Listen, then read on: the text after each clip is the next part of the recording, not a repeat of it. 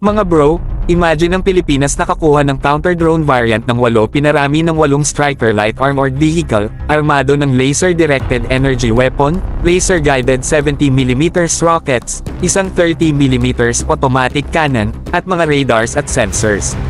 Grabe, napakalupit diba? Ang Leonardo DRS, kasama ang mga industry partners nila, ay pinipitch ito sa US Army, pero what if mapasa kamay din natin? Kung sakaling makuha natin ito mga bro, malaking game changer ito para sa Philippine military. Unang benefit, anti-drone defense. Alam natin na ang drones ay malaking banta sa modernong labanan, at ang Striker variant na ito ay design para i-counter ang mga ganon. Imagine nyo, kaya nitong i-takedown ang mga drones na ginagamit sa surveillance o attacks.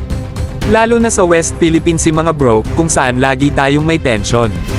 Pero hindi lang yan, hindi lang pang drone. With laser-guided rockets at ang 30mm cannon, itong Striker can take on both air and ground threats.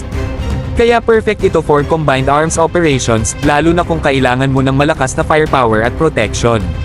So, which branch ang gagamit nito? Obvious choice mga bro, ay ang Philippine Army. Lalo na ang mechanized infantry o air defense units, pwede nilang gamitin ito ng matindi. Pero wag natin kalimutan ang Philippine Marines mga bro. Dahil sa kanilang amphibious missions at territorial defense, ganitong klaseng tech could be vital sa coastal at island defense natin.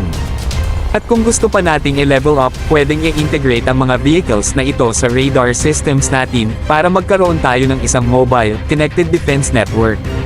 Isipin nyo mga bro, real-time data sharing sa buong defense system natin.